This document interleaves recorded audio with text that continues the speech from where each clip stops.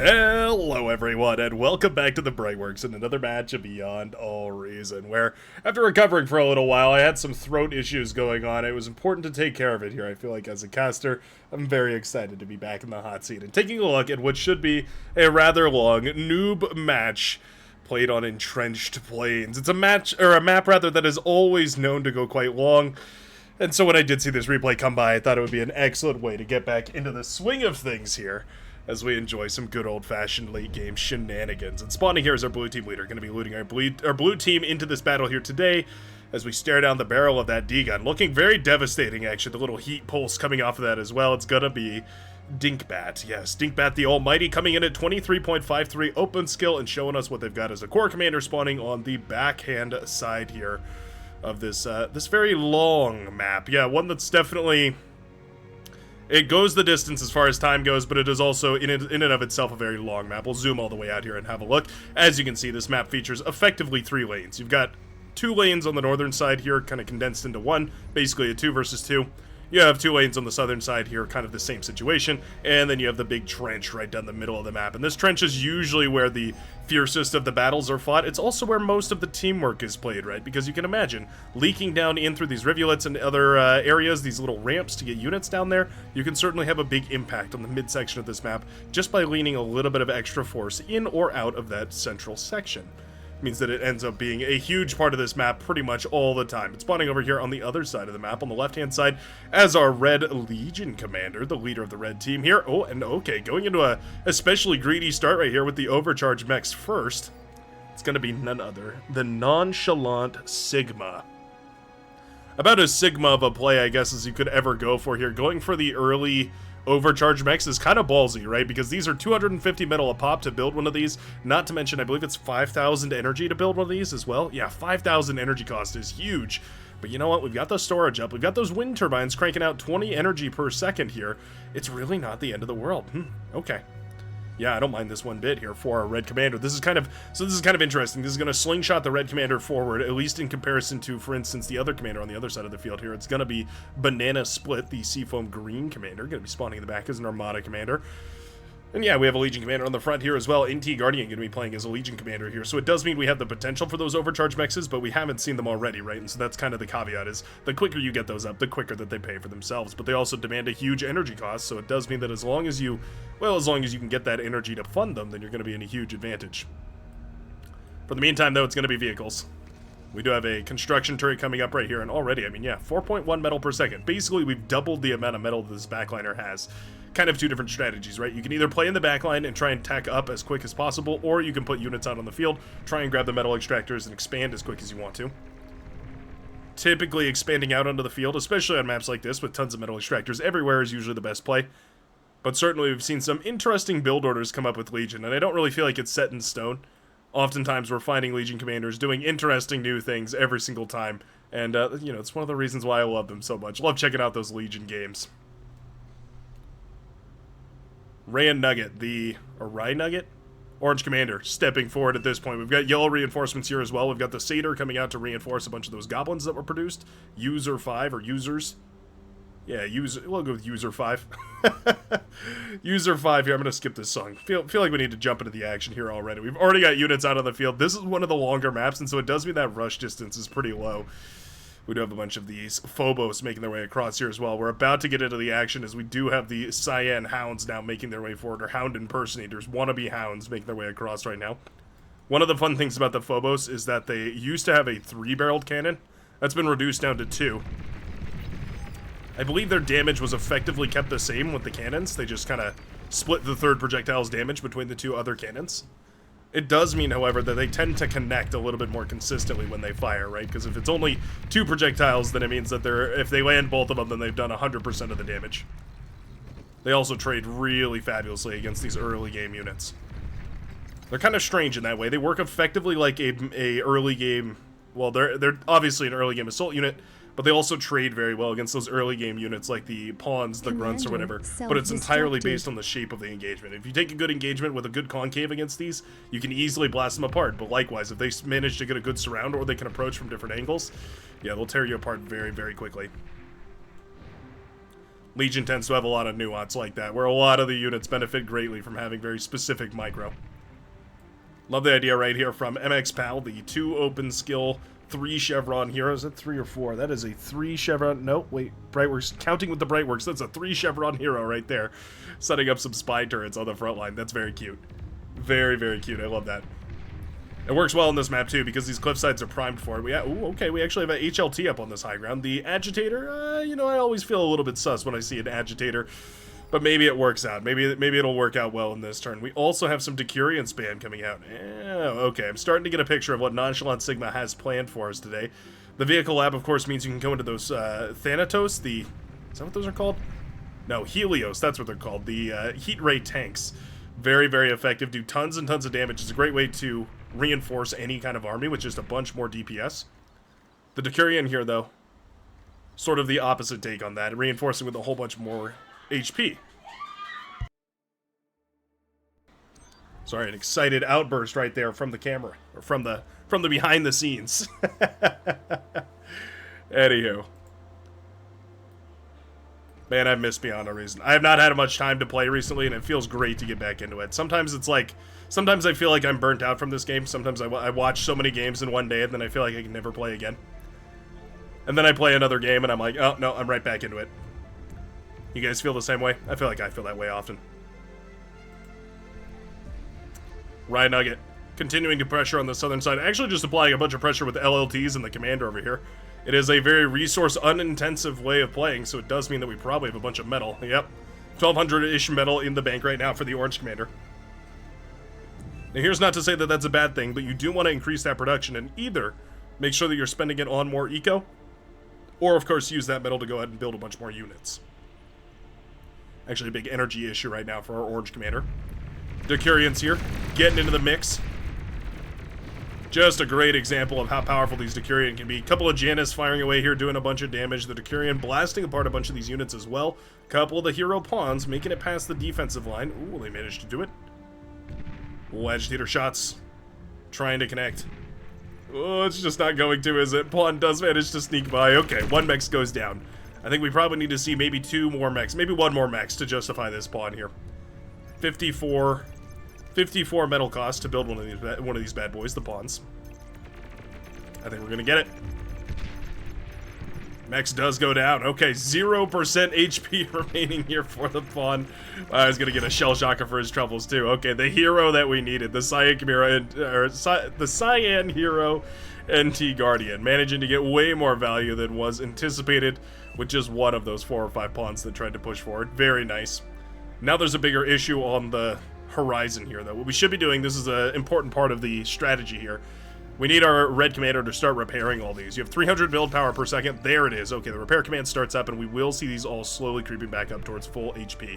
They have so much HP, and repairing them is super easy because they have a low build cost, but a very high HP pool. It means that you can repair them with the commander really effectively, and you can see jumping up a couple % per second here until eventually we've got a full HP army once more ready to get out there back on the field.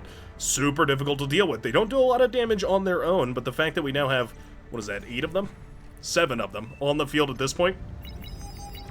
Things are definitely looking up quite a bit here for Nonchalant Sigma. Has enough firepower and enough sustain to just start tanking all this. Ooh. Oh, don't get D-gunned. Oh, you really don't want to lose him to a D-gun. Timmy is looking for it. Gets 1 or 2 of them with the D-gun right there. That's a cool 600 metal down the drain. But also took about 30% damage on the commander's, HP bar here and a little bit more. As we keep going. Another one D-gun down, but it's worth it if we can snipe the commander. Oh, super low. 4% HP. Boom goes the green commander. The Decurion managed to get the kill. Oh, that is so brutal. The Decurion do so much damage against those commanders. They're super effective for sniping. Their range is just high enough that they can dance outside the D-gun range of the commanders. And the Decurion, of course, have enough HP to sustain against literally everything else. The LLT's not even an issue right here. These go back and get repaired up. The commander moves forward, grabs this reclaim. And this is a great situation on the front line for the red team. You know, sometimes I watch these games and I'm thinking, how do we get into a situation where this game goes 40 or 50 minutes long after this kind of a start right here? I got to imagine some killer plays are made. Nice D-guns sent off the cliffs right there. Ooh, NT Guardian cutting it close. The Janus definitely trying to connect with those heavy twin Guardian missiles. Even so, still doing so much damage here. Cool. Those hounds parking themselves on the wreckage so they can't really be degunned is kind of clever. Still, though, not quite enough to really shut all of this down. The commander will go right on back to reclaiming. So, this is a critical moment here where you start going into T2. We already have a T2 con up and running, which is super great here for the red team. I'm suspecting that we have T2 on the way here for the blue as well. Indeed, it looks like we have a T2 up for purple.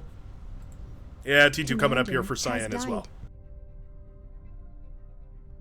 Okay. Everybody ready to step into that T2 era. Seems like we're pretty much ready for that kind of production. So you have to take a second from producing units. You have to step back and produce all your T2 metal extractors, but it is always worth it. T2 metal extractors producing 4x the resources of the T1 metal extractors. And the blue team with a tremendous advantage on this northern side. Look how many more metal extractors they've managed to grab right here. Pushing back the blue forces. NT Guardian had a stranglehold on this entire northern side. Meant that there wasn't enough units, and especially out of the bot lab, there's just really not anything that can go up against the Decurion. And now all of a sudden, well, this area is in a ton of trouble. Shell Shocker firing away, will pop the mexes one by one. And these tanks really need to get a move on. As soon as T2 hits the field, it gets a little bit more dicey. Those Decurion are powerful enough to compete against some of the T2 units, but you certainly don't want to stay on them forever. You do want to get into that T2 eventually. Oh, and it looks like it might be pivoting into bots here, actually. Okay. Interestingly, it looks like the red commander has decided to swap into bots. We are having the constructor go around and build these T2 mexes, so eventually that's going to be a nice boost to the economy here for the red commander. But for the time being, we can just swarm in.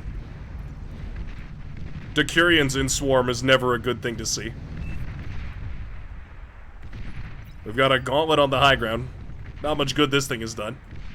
Oh, if we could snipe another commander, that would be giant. We get a beautiful surround on NT Guardian, and boom goes the Cyan Commander. Doesn't even kill a single Decurion in the blast. Man, these things are tough. The Decurion are so good at blasting apart these forces, and now, yeah, I mean, look, the pawns are going to try and run in here, but even they are not going to be able to trade very well. Once these are all balled up, the corpses of the outer ones protect the inner ones, and they can still fire past each other. Still an acceptable trade for our red hero. We've got Striders coming out here. We really need to punish these with Napalm. They're so slow that Napalm can have a huge effect, especially if they're bunched up like this. However, Napalm are quite costly and they take a while to get out on the field. And, of course, the enemy now has probably several thousand metal. Yeah, nearly 4,000 metal worth of reclaim on the front line. Technically capable of shooting the air here as well, which is always fun. Fighters. Slowly but surely going down. Love the reclaim here. The reclaim from the commanders is super important, right? If we can get this reclaim, this push suddenly becomes completely justified. Even if we lose every one of these Decurions right here in this push, as long as we reclaim all this metal, then it's completely fine. We're looking at a grand total of 1,800 metal worth of Decurion on the front at this point. The Strider will eventually clean these up. Strider, in the funkiest kind of way, are effectively a faster version of the Decurion. Hound's coming out now. We did test in the latest stream, we did test a tweak that made the Hound quite a bit better. Swapped its weapon type out for its old Gauss weapon, and it made it quite a bit easier to use, quite a bit nicer to use on the front lines. Super excited to see more testing of that, see if that can be the difference maker. And I have to point out that things are looking fantabulous here for both of the sides of the red team. Everything is looking good. We have the Orange Commander expanding forward. We've got the T2 Lab almost finished up here. We've got the backliner here, the Hot Pink Commander, upgrading those T2 mechs slowly but surely. We do have T2 expanding for the Orange Com as well, and the Yellow Commander moving to the low ground to try and set up a T2 Lab as well. Everybody going T2 is a little bit sketchy. Dumping that many thousands of metal into T2 all at the same time can be very, very expensive. It can mean you deny your front line a ton of resources. In a lobby like this, a little bit lower skill, it's not like you're going to get punished for that immediately. But it's the kind of thing that you can read pretty easily, right? If you're skirmishing against your enemy and you're really paying attention to what units they're throwing at you, it's pretty easy to tell when they've stopped reinforcing, at least with any of the quality units, right? If their army of maces or thugs starts suddenly turning into pawns and grunts and ticks, you know that they've started investing somewhere else other than the front line, and you know that your time is very short here. You may be looking at a T2 swap very, very shortly. Now, a lot of this reclaim was never actually grabbed right here. Nonchalant Sigma did not have any res bots or anything like that, so we didn't get a huge bulk of this. About 3,000 metal worth of reclaim. It's an easy way to get back into this game. Hounds continuing to fire away whenever they have vision, of course, and the Fiends sprinting forward to provide that vision. Ooh, MX Pow in a ton of trouble. The vision from the Fiend right there, the Sheldons and the Hounds firing away. Brown Commander in so much trouble. Yeah, if we can snipe that comm, that makes this quite a bit nicer.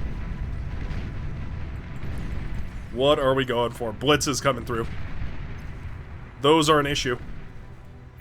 Construction bot, by the way, reclaiming all this on the northern side. Southern side still just locked in an LLT.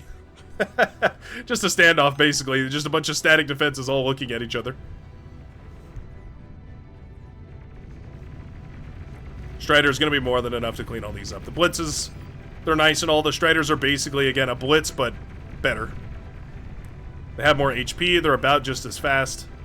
They do, I believe, more damage. It feels like they do quite a bit more damage. DPS of 240 or so. A very effective unit across the board. Super easy to use. Pretty much always finds a very effective way of being used. Phalanx now here to block all this up. Phalanx don't do very much damage, but their impulse is tremendous. They can stop a unit in its tracks just by firing away one of those high impulse blasters, and boom. They turn those maces to sludge pretty easily. Yeah. I'm not going to say they don't do a ton of damage. They do a huge amount of damage. Relative to T2, though. Could be more. For whatever reason here, we've decided to go for 30 vehicle constructors. Not sure entirely why. I suppose we're a little bit short on space, so maybe the idea here is that we use these as, like, mobile... Yeah, you can use these as, like, mobile constructors if you want to peel one off. It looks like that's the idea here for Nonchalant Sigma as we start grabbing some of these cons. Going for a fusion reactor in the backline to start jumping that economy upwards is not a bad idea. Wouldn't mind seeing these T1 labs eaten up to fund that, though. We're about halfway through with it now. We need another 1,000 or so metal. And I can tell you exactly where you can find it. It's tied up in these two laboratories. Almost exactly 1,000 metal. Important to keep in mind where all your metal is tied up. There's also a bunch of metal tied up in constructors here. Actually, more metal in constructors than the two T1 laboratories combined. Well worth considering every time whenever you're thinking about that sort of a stuff. Balancing that metal economy.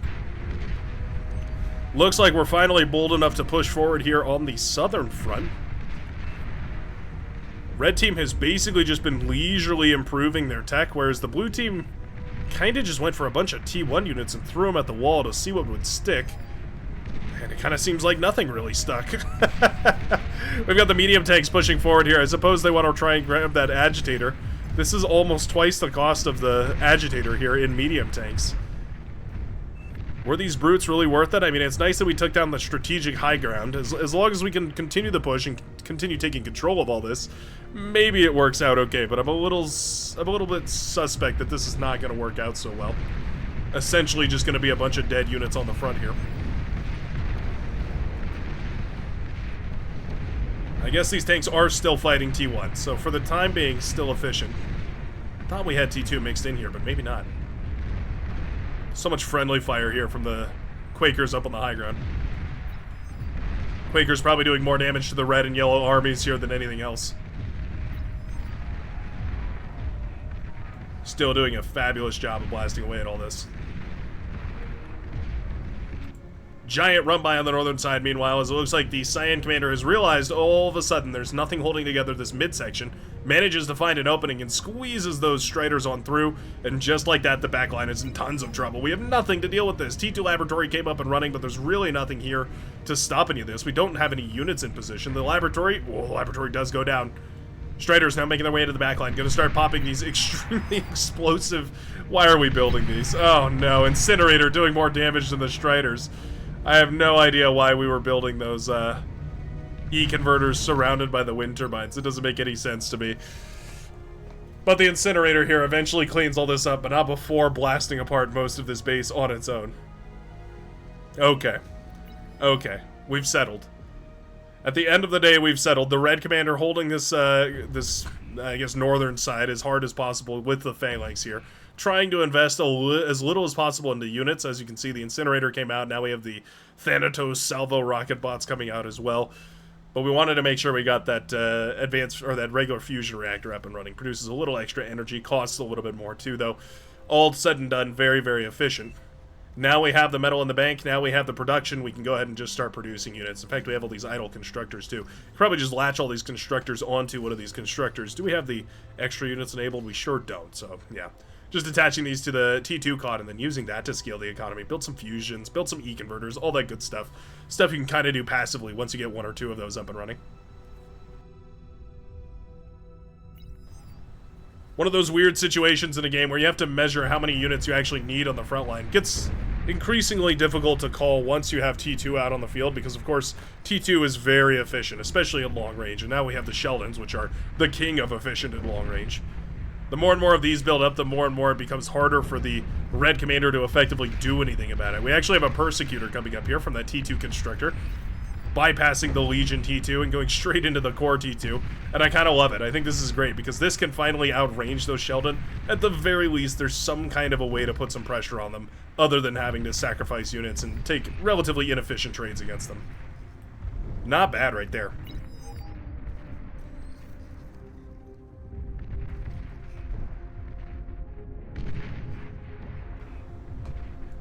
Lining up for their debut right here with the Arquebuss firing away with their heavy rail cannons. They are a burst fire siege unit similar to the Sharpshooter but with slightly faster reload speed, so they work better against wider groups of units, I guess I would say. Still relatively slow firing though. You don't necessarily want to fight pawns or grunts or something like that with them.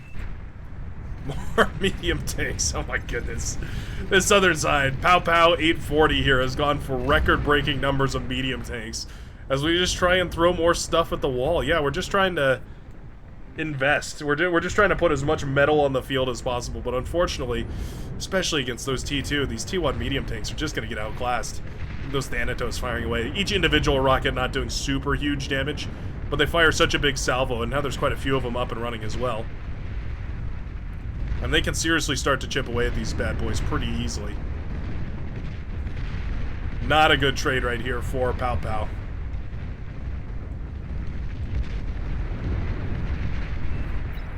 What a mess. Nicely done, says the Blue Commander. Frankly speaking, I don't think we gained very much in this trade. I like the Dragon's Jaw here as well, just a little bit of strategic static defensing. Sharpshooters. Ooh, looking for the kill on that commander. Oh, they get killed by the Thanatos, though. Beautiful snipe by the Thanatos right there. The rocket bot sends its salvo directly into those sharpshooters. They wanted to try and snipe the commander, user S right there. It is user S, isn't it? I thought it was user 5. Going blind in my old age, I suppose. User S right here, going to barely avoid death. Yeah, certainly those sharpshooters would have been destruction in an unparalleled league. We've actually got a Cerberus up and running in the midsection. That's kind of cute. For whatever reason, it was targeting over here, but yeah, we will start firing away into the distance. Gonna try and pop this geothermal. Oh, we are seconds away from the AGO. Oh, no. Oh, AGO finishes right now, right as the Cerberus locks on. Oh, this is awful. What unfortunate timing right here for the green commander. Oh, never mind. Cerberus de-locked on. All right. Mistakes were made in both directions, and they kind of canceled out. I guess that's just how it goes, isn't it? Loads of build turrets up over here as well, which is sort of interesting. Aphis, starting in the backline here. We're thinking about getting that economy even more exponentially situated. Wind turbines built. Oh, wow, we're going to self-DM. That's risky. Those might chain react into this. Ooh, okay, no, I guess everybody survives. All right. Not worth reclaiming. I mean, I would have tried and reclaimed at least with some of these construction turrets, right? You probably could have reached about 2/3 of those. But anyway, not going to worry about it. We're just going to build more construction turrets, worry about the eco a little bit more, use some of that space to go ahead and build more fusion reactors, advanced fusion reactors, all that good stuff. Try and get this red army up and running even faster. Nice thing about Cerberus, it is huge damage. Unfortunately, low fire rate. Means that these ticks are having a grand old time. They also get to sneak right by the... Yeah, right by the Scorpion turret for exactly the same issue. My goodness. The Tick Swarm manages to kill the Overseer. You know what? A bad strategy that works is a good strategy. The Tick Swarm, the simplest of all Armada weapons, the Tick Swarm manages to make it into the backline, forcing the Cerberus to take a ton of, or do a ton of friendly fire damage. You know what? I'd be wrong to critique it. It's worked out fabulously. Sharpshooter now can just step forward casually as well. It doesn't have to worry about too much. Obviously doesn't want to get within range of all this here, but it looks like it will be mismicroed. Oh, just a bit too far forward. Not the end of the world. Already put in a ton of work, and the Cerberus here is going to die. Cerberus cannon killed by the ticks. When's the last time you've seen one of those? Beamer turrets coming up, and those will be able to deal with the tick spam. Pretty much 100%. Beamer turrets are like the perfect anti-tick weapon. We've got everybody starting their tick spam now.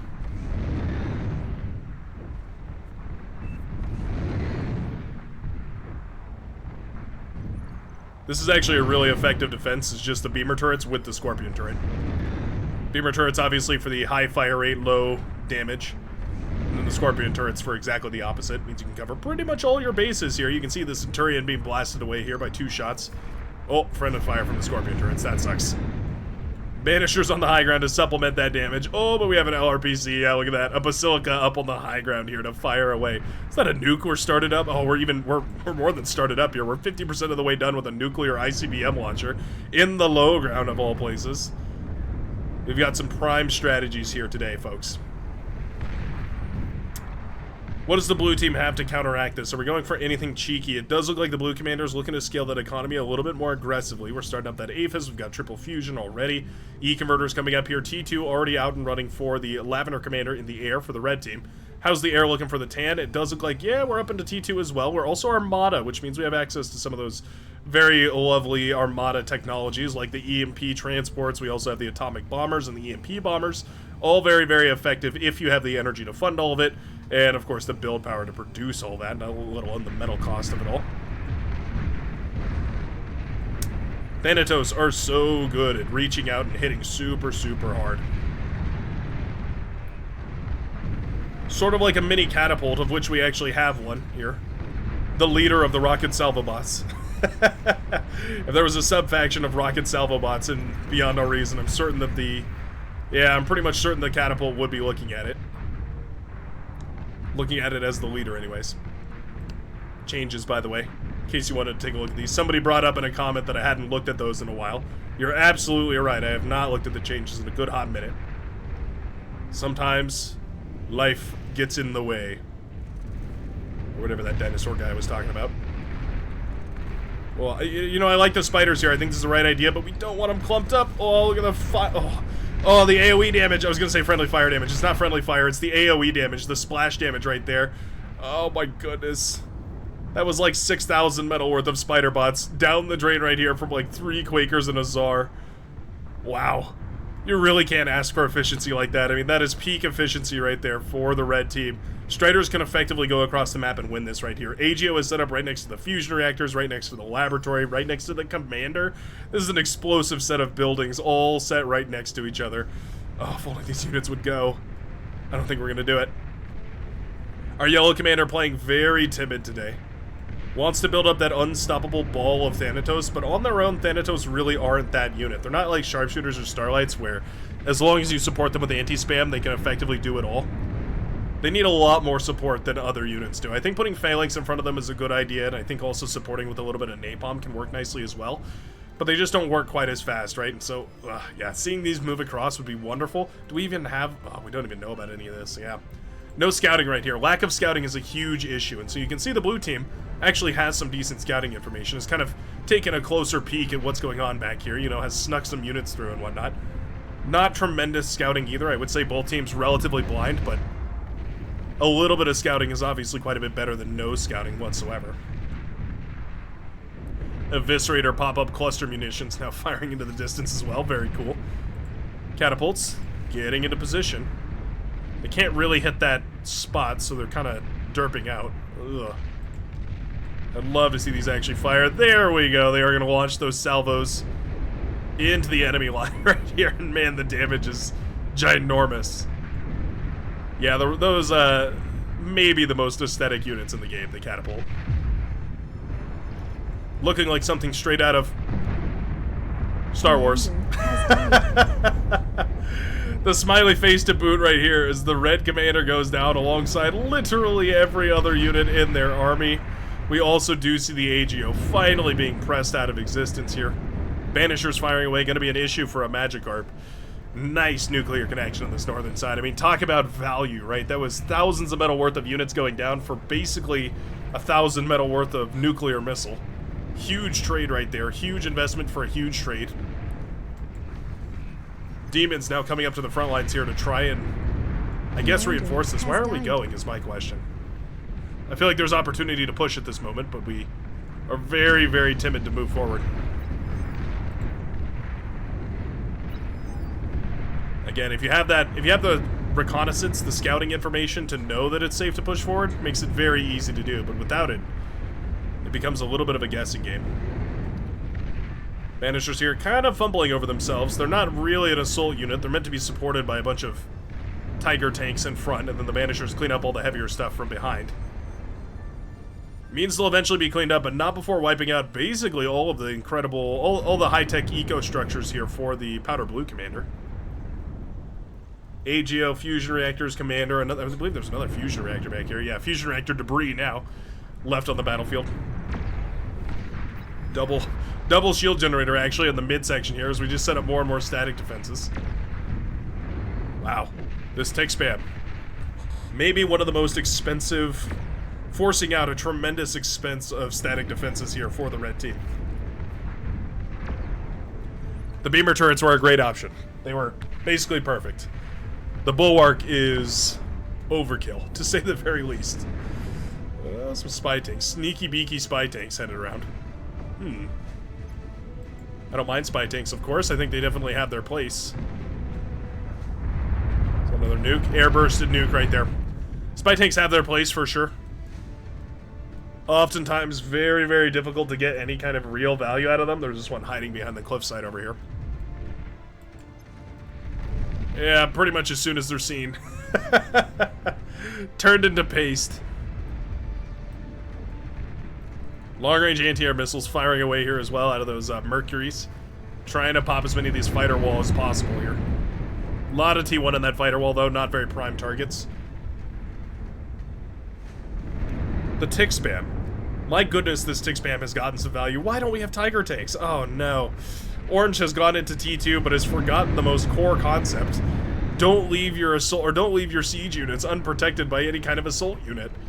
Okay, well, we've got the Tick Swarm to counter the Banishers here. Each of these Banishers, of course, costing 1,000 metal apiece. The Ticks, pennies on the dime.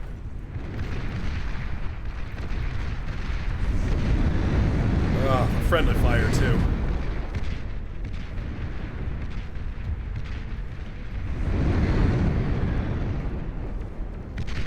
It hurts my soul to see this. The Banishers deserve better. For how amazing Banishers are, they deserve better. Hashtag save the Banisher. More and more of these fighter jets flying overhead every single second. We're also leapfrogging the shields forward, which is kind of funny. Usually not so heavy an investment in the shields, but my goodness, look at the eco on the Maroon Commander right now. Going for a ridiculous amount of APHIS in the backline. Has started the eco scaling and doesn't really have any plans to stop. Red Commander also scaling pretty aggressively too. Remember, these are Legion APHIS, which actually produce a little bit more energy. 300 energy extra per second. Means that they're, for their space, a little bit more efficient, right? Bastion coming up here for a Yellow Commander. We have more Striders here as well. I think we're about ready to get into T3 though. We've already had the catapults on the field for quite some time. We still do. Any opportunities do get to fire away. Death and destruction is what awaits. Well, that's just beautiful, ain't it? Thanatos plus catapults is a brutal combination. No amount of shields is gonna save you. Shiva here are nice as well, but those need to move a bit farther forward.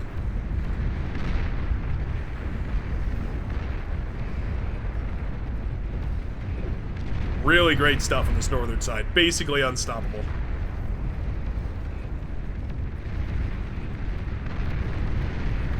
Do we have any anti-air mixed in? We do kind of. The catapults. Every once in a while, the catapults actually hitting fighters with their missiles is pretty funny. The demons actually with light anti-air can shoot down these T1 fighters quite nicely as well.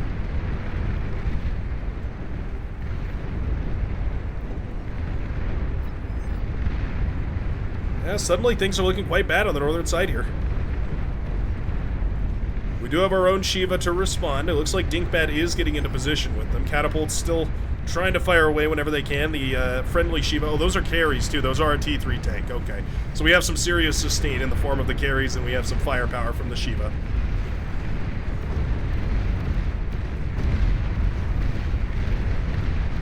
That does mean that eventually all of this will end up going down.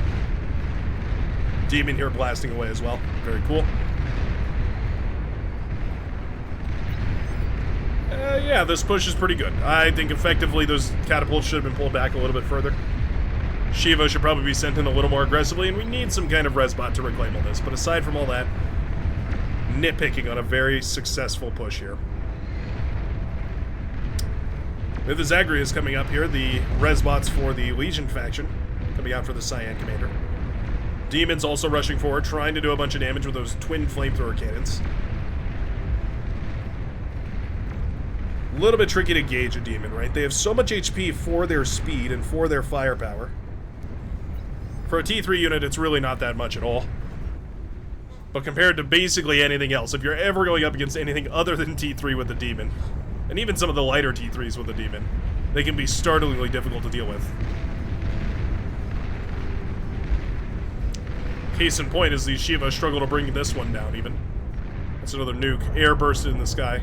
Oh no, it wasn't airburst. It actually did collide with a bunch of units right here. Okay. Demon will be shut down eventually. Res these is not a bad idea, sending the resbots in. This push really just has no reason to stop though. The Shiva can just continue marching forward. Resbots can either pick up or just reclaim all this and start producing more and more and more. And we're looking like we're in a pretty good spot right here. Backline ecos looking fresh. We do have the T3 Legion Gantry pumping out a whole bunch of those carries. I'd love to see some Myrmidon mixed in as well, those long-range siege units. Green base in the trenches. Now it will be blown to smithereens very nicely. And I think this northern side has done it through sheer overwhelming firepower, economic greed through and through from the start to the finish, and with slightly better control over the res and reclaim. That's at least one base down. We do have some anti-air now mixed in as well in the form of these flak trucks, which is really nice. The AoE on those is going to go well for the taking out of those T1 fighters, T1 and T2. In fact, I think there's hardly any T1 left. The demons did a great job of clearing most of those out. We got that hero incinerator from the early game. Shiva looking to cut across. Okay, nice. Shiva looking to cut across the battlefield here, hoping that they can effectively do a little bit more damage to help their allies out. It feels like the red team on the southern side just they haven't decided to play today. Maroon has been really heavily focusing this northern side. Part of the reason why it went so well is, of course, because there was so much force applied up there. But now it means that this southern side was basically left to their own devices. The blue team could have pushed into this 3 or 4 times. There's long-range options for dealing with all this. Of course, siege units as well as radar jammers, bombers, any of that kind of stuff, but it just never happened. The defenses were too overwhelming, and rather than, well, you know what? They did push in with a bunch of T1 units, and that was a huge blunder to the economy. Maybe if that several thousand metal worth of T1 tanks multiple times hadn't gone through, maybe if that metal were aphises, it would have worked out a little bit better. Destroyed. Yeah, carries trying their very best, but they really aren't meant to deal a bunch of damage. They're basically bulk in mass.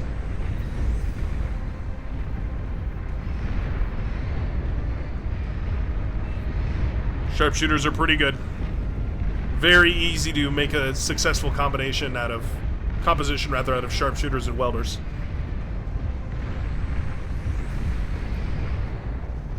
But it only works for as long as you've got it. Yeah, sharpshooters, they melt pretty easily here, and the carries can take quite a few of those hits. Again, that's what they're designed for. And there we go. The Seafoam Green base now in shambles here as well. Commander died earlier, so no D-guns will be had. The Shiva's trying to get in a position to stop all this. The carry's really struggling to get up that hillside. But at the end of the day, the fusion reactors, E-converters, advanced metal extractors, wind turbines, solar panels, nuclear ICBM launchers, and all the rest of it are all going to fall as the carries do manage to blast their way through. Even with the nuclear launcher still up and running, it has nowhere near enough energy or metal production to keep it producing. Yeah, this is basically a GG here on the northern side.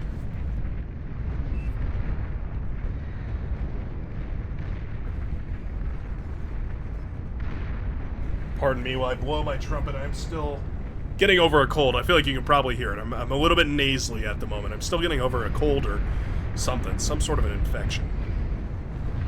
It spreads in the city. For those of you that have been watching the Grimshire playthrough over on the live streams, a nod to you. I will probably be starting a Silksong playthrough as well. For those of you that have made it this far, 39 minutes into this match, I know you're the diehard fans, the ones that really care. I will probably be playing Silksong on stream. At the very least, some of it on stream. Very, very excited for that game. I basically bought it without even looking. I didn't even think. I saw it on the page and I clicked buy. I have that much faith. One of the things that I always find hilarious about this sort of a match is how we see this giant T3 battlefield. I mean, well into T3, nothing but T3 effectively, and some of the most expensive T2 otherwise. And then on the southern side, we're still on T2. Like, we're still rocking with Banishers. Pretty hilarious, if you ask me. Hey, look at that, though. The Bulwark does finally go down. All that for a drop of Bulwark. And literally zero pressure on the southern side. This run-by happened ages ago. I really feel like there's no excuses, Magikarp. We should have seen some slightly more aggressive ecoing. A little bit of more recovery. There hasn't really been any pressure from the Yellow Commander. Yeah. Didn't take advantage of the fact that basically all of the aggression stopped after that one run-by with the Striders. It all turned into ecoing. How much of that do we see? I mean, yeah, we've got a pretty good view of exactly what's going on over here. It means that there's... We had the vision, right? We had the information in order to fight this. Just didn't quite take advantage of it.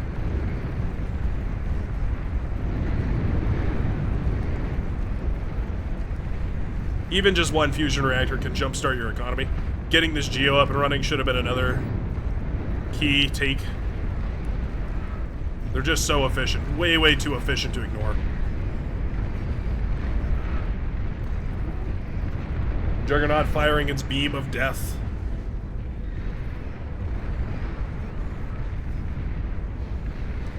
Demon likewise. Full of promethium and hatred. Yeah, Juggernauts and Ticks. Ticks and Juggernauts. It's a tale as old as time here, but really the Juggernaut stands alone against all of this. Oh, look at that. Ooh, those very, very sexy anti-air bots from Legion. Very nice.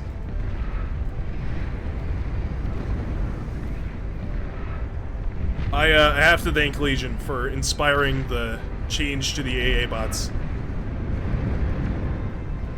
Legion really was the reason why AA bots got a little bit of a buff. They realized that it actually is fun to use AA bots when they actually can do their job, when they can hit what they're meant to hit. Tactical missile launcher connects right there. Manages to catch a couple of those Banisher, one of the very effective ways of shutting those down. Banisher's not really the pinnacle of speed, I would say. It's a lot of metal storages here for our orange commander. Metal storages do not produce metal, so they effectively just hold on to it. If you haven't got any metal to store, well, there's not really much of a use for metal storages. You can see how inefficiently these carries trade, by the way. They're not really that good. Like, they're very, very... They're very heavy for their cost. For 2600 metal, you get an extremely beefy unit, but it's not like they do a huge amount of damage, right? I mean, it's fine. It's T3, so it does a decent amount. But yeah, it's still nowhere near comparable to anything like Shivas or Karganeths or Razorbacks, anything like that. Sharpshooters are also pretty good. Not to mention, of course, when there's flanking damage and all that. This base in some trouble. Oh, man. Soapy in the back line. Oh, nuclear missile launch. Did we already launch it? Oh, I think we might have already launched it. Oh, there it is. Hey, took out some fighters with that. Maybe the best anti-air that there is just taking out a bunch of fighters. Demons sprinting up the hillside here to try and deal with the backline, and I think this is going to be more than enough. Yeah, demons were not dealt with, and those T2 mechs are not going to stand a chance. The wind turbines, of course, not going to do much either. And there we go. The demons start burning a pathway towards the backline. The, anti-nuke goes down. That opens up the northern side quite nicely to those nuclear harassments. And this is really all it takes. Just a couple of well-placed units in the back managing to sneak through to hit the critical infrastructure. Fusion reactors fall. T2 laboratory goes down. Commander was not cloaked. Move it away, buddy. Cloak it and D-gun. Solid advice right there from the blue commander. Unfortunately, the APHIS has exploded. Loads of the build power chain reacts over here. Looks like the laboratory will be spotted as well. Do we have vision of it? Yep. Lab will be spotted as well as... Oh, actually it doesn't. Okay, yeah. E-converters weren't spotted right there, but I think we're pretty well aware of what's going on this northern side at this point. We finally have a push on the southern side. It's all Zars, which is a bit odd. Heat ray drones from the Myrmidon also, flying their way out here. Lots of shield generators. Those are super expensive. I guess it makes sense where the money has gone here for the yellow commander, who does have triple fusion reactor up and running. Not an inconsequential economy. I mean, not nearly as gigantic here as the maroon player, who's just gone for ridiculous eco-scaling here and then is pumping out grunts. Do we have... Oh, there's the T3 lab. I was going to say. we have way more eco than can produce just grunts. Yeah, those Astraeus firing away with their long-range, quad-barreled plasma cannons. Cluster plasma cannons.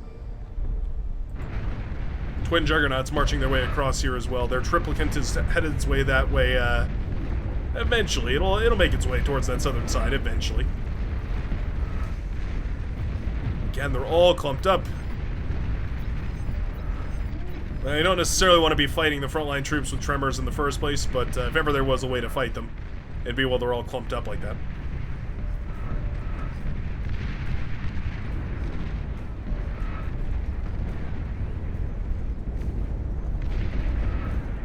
The Myrmidon's secret superpower is that these drones can kill the tick spam coming towards them.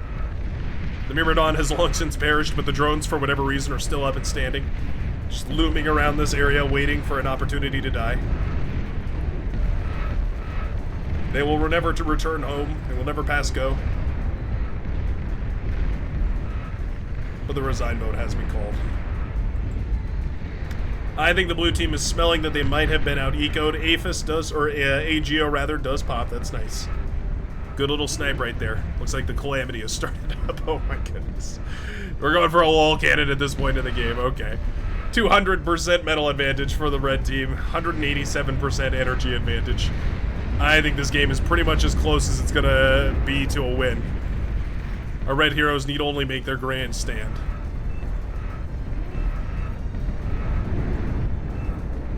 Fighters coming across the map here. Gonna be doing a decent bit of scouting. Loads of anti-air for the blue commander. Not interested in dying to bombing runs here, but they're way too close to the base. Bombers can still get within range of those because of the way that they target. Mostly all that was just sacrificed here, though, as a sort of scout. Not to mention, of course, the 4 Juggernauts headed towards the main bases here of 3 different commanders.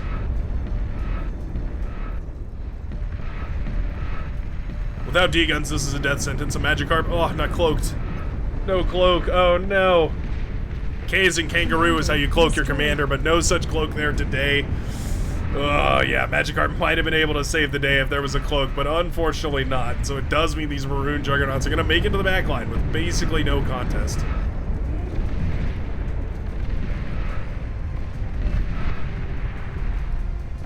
Stomping on everything, stepping their way through the bases. Oh, okay, nice D-gun there from Pow Pow, 840. Green Commander does get one of those Juggernauts with a D-gun, does not get a second, though. Resign vote has been called once more. Resbot's trying to patch things up on this northern side. It will not matter. GG is called. The red team takes the victory. Greedy boys. Managing to go for those APHIS, but eventually they do pay off, of course, as the eco-scaling does prevail. The Juggernauts and all the rest of the T3 managed to crack that northern side, leaving huge corpse piles, but also a wake of blue destruction in their path. Lovely game, and thanks a ton for watching, and I sure hope to see you again in the very next match of Beyond All Reason. Peace out, everybody.